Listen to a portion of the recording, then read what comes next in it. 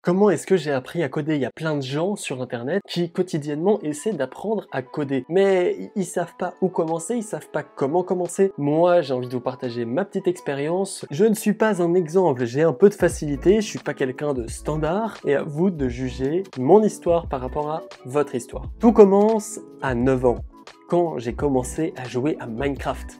Minecraft est un jeu passionnant pour les futurs développeurs parce qu'il y a des commandes blocs, il y a des plugins, il y a des serveurs, il y a tout un tas de trucs qui rendent ce jeu passionnant. Donc j'ai très rapidement beaucoup joué à Minecraft, j'avoue que je me suis pas trop pris pour le développement, mais j'ai pas mal fait de commandes blocs, j'aimais beaucoup les commandes, etc. C'était un truc, déjà ça m'excitait à écrire des trucs qui font des trucs. Waouh, what the fuck. C'est un bon début Minecraft pour tous les gens qui jouent à Minecraft, vous êtes des futurs développeurs. Je rigole, mais un peu. J'ai pas mal de potes sur Minecraft qui sont maintenant développeurs. Donc voilà, jusqu'à mes 13 ans, je joue à Minecraft. Dans 4 ans de jeu à Minecraft, je suis un grand Minecraftien. J'ai plus de 2000 heures de jeu pour Epicube. Bisous à tous les gens qui font du Epicube. Et ensuite, je suis allé à l'école. J'ai eu la chance d'avoir un cours web, de développement web, où on était une petite classe, du coup à l'école obligatoire. Pour la France, ça serait égal au CE1, CE2, 3e, 4e, 5e, 6e, tout ce bordel. Là-bas, j'ai appris HTML, CSS. Donc, il faut savoir que je suis arrivé comme ça en cours les premiers jours et j'ai fait mais what the fuck, c'est super, j'adore, waouh, j'écris des divs, ça fait des divs et j'écris des titres, ça écrit des titres sur ma page. C'est juste incroyable. Donc j'ai fait des divs et des titres plein de fois et j'ai très rapidement dépassé le cursus. Je suis allé sur Open Classroom, j'ai fait tous leurs cours HTML, CSS, boum badaboum. En une semaine, 2 semaines, j'avais fini leurs cours. Je suis arrivé en classe, j'ai fait mais ça c'est comme ça, non mais monsieur c'est pas comme ça. Ça fait 2 semaines que j'apprenais le code et j'arrivais déjà à contredire mon prof avec ce que j'avais appris. Ce qui est assez logique parce que j'avais un prof que j'adorais du profond de mon âme mais qui était âgé et qui ne faisait pas de veille technique. Il avait appris ça, il adorait le développement, mais c'est tout. Donc ensuite, une fois que je savais faire tous ces petits trucs, HTML, CSS, j'ai aidé mes camarades de classe pendant un long moment, parce que ça durait 2 ans, ces modules, je les ai aidés, ils ont bien kiffé mon aide, et une fois que je les ai bien aidés, eh ben, j'ai dit à mon prof, je sais plus quoi faire là, monsieur, aidez-moi. Donc il m'a dit, mais Melvin, fais du PHP. Waouh, le petit éléphant qui pète. Je suis allé faire du PHP, donc j'ai aimé faire du PHP un jour dans ma vie. Je dis pas que le langage est mauvais, je dis juste que j'aime plus faire du PHP, ok? Je veux pas de me faire insulter sur Twitter. Bref, j'ai fait du PHP, c'était cool. J'ai fait le tutoriel Open Classroom de PHP, comme toute personne qui se respecte, et pu en faire ce petit site de resto. Si j'arrive à le trouver, je vous l'affiche, mais waouh, qu'est-ce qu'il est beau! Il y avait un formulaire de contact qui allait dans une base de données. J'avais fait l'interface de la base de données avec un admin hardcodé parce qu'il y avait juste un champ mot de passe où tu pouvais écrire le mot de passe que j'avais hardcodé en back-end pour accéder à mon site, à mon back-end et avoir toutes les réservations. C'était vraiment une bonne expérience, j'ai beaucoup aimé. Après ça, j'avais tellement aimé que j'ai arrêté le développement web. Oui, je suis retourné sur Minecraft. Ok, c'est bon. J'avais une année de pause, j'avais 13 ans et tout ce que j'avais à faire dans ma vie, 15 ans à la fin d'école, c'était retourner sur Minecraft. Voilà, je suis retourné sur Minecraft et j'ai réappris Minecraft, c'était cool. Non, je rigole. J'ai pas que fait du Minecraft, j'ai aussi appris des trucs inutiles comme les maths, le français, que je sais toujours pas écrire, voilà, des bonnes choses intéressantes. Et ensuite, j'ai fait ma recherche d'apprentissage, alias alternance en France. J'ai eu la chance, l'extrême chance de tomber dans une entreprise qui s'appelle Coca. Coca, c'est une entreprise qui fait de l'e-commerce, qui vend un produit par jour. Bref, allez sur leur site, apprenez-en plus. Moi, je suis tombé là-dessus et j'ai eu des collègues. C'était des monstres. Ils arrivaient comme ça, machine de guerre. Bref, je suis arrivé là-bas, ils m'ont dit « Qu'est-ce que tu sais déjà faire, Melvin ?» Du PHP. Mais c'est de la merde le PHP. Maintenant, tu vas faire du JavaScript. Ok. Donc j'ai fait du JavaScript. Je critique pas PHP, c'est eux qui critiquent PHP, ok?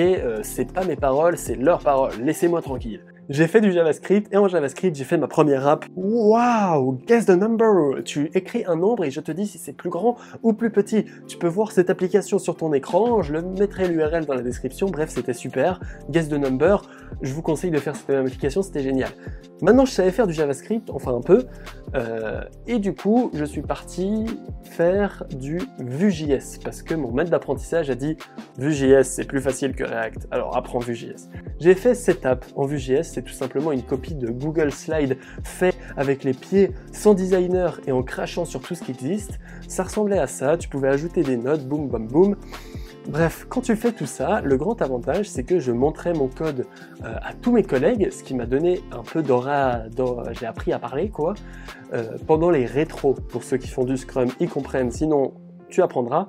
Et aussi, j'ai pu montrer mon code à mes collègues qui me disaient « Arrête, n'utilise pas var, utilise const, utilise let, fais pas comme ça, fais comme ci, fais comme ça, fais comme ci. » C'est là où je passe d'un petit tétard à un grand tétard, à un énorme tétard, à un crapaud. Enfin, c'est juste incroyable d'avoir des gens qui te regardent, qui t'aident en présentiel. C'est une smoothitude incroyable. Bref, j'ai fait cette tab en Vue.js et ensuite on m'a dit bah, maintenant tu sais faire du JavaScript, tu sais faire du Vue.js, et bah React. Donc j'ai fait une app en React. Alors je me rappelle plus, j'ai fait plein de petits projets, si j'en retrouve, mais j'ai la flemme donc je retrouverai sûrement pas. J'ai fait ça. Et bref, à côté de mon apprentissage, ça c'est ma première année, j'avais l'école. Alors à l'école, j'ai appris quelques trucs, notamment HTML, CSS. Oui, j'avais un module là-dessus. Pendant ce module, je me suis tellement chié que j'ai fait ce Snake. Il est online, allez y jouer, enfin je serais super heureux. Partagez vos scores sur Twitter avec amour. J'ai appris le réseau, le Java. Le Java, c'est exactement la même chose. Je suis arrivé au cours de Java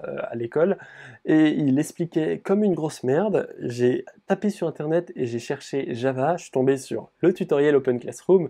Je l'ai fait du début jusqu'à la fin et je me suis rendu compte que mon prof avait totalement copié, plagié le tutoriel Open Classroom. C'est bien les professeurs, continuez comme ça. Je vais faire la même chose que vous bientôt. Non, je rigole. C'est faux. C'est faux. Non, je suis meilleur que les tutoriels Open Classroom. Non, je rigole, je mens encore une fois. C'est faux, arrêtez. Chut, waouh. Bref, ça c'est pour ma première année, j'avais appris quelques petits trucs à l'école, j'avais une bonne ambiance, etc. J'ai aussi fait une app qui s'appelle Ticketo en première année. Effectivement, il y a eu le Covid en première année, donc je me suis retrouvé cloîtré chez moi. Et j'ai fait une app Ticketo pour mon école, en Flask que je pourrais retrouver parce que le repo GitHub est présent, mais je vais pas pouvoir retrouver l'interface parce que je n'arrive plus à lancer ce projet. Principalement parce qu'il faut que j'installe PyCharm et j'ai la flemme. Et j'ai oublié de dire, mais le front de mon Flask était fait en Bootstrap. Ensuite, j'ai fait exactement le même projet pour Coca, pour mon entreprise, parce qu'on s'est dit, Melvin, t'as tellement de temps que tu vas faire un projet pour l'école et tu vas faire le même pour Coca, mais cette fois en React pour le front-end et en Rails pour le back-end. Donc c'est à ce moment-là j'ai appris Rails, React avec du CRUD, du REST, il inclusive, wow, beautiful. Bref, j'ai fait cette app Ticketo, peut-être que je vous retrouverai une interface quelque part, et c'était très cool. Donc là, déjà, qu'est-ce que j'ai appris? J'ai appris tout le web, React, Vue.js, Bootstrap, Flask, Python, PHP, un petit peu, et voilà un peu ce que je savais faire. Mais c'était que ma première année, donc là j'ai 17 ans à ce moment-là. Je viens d'avoir mes 18 ans.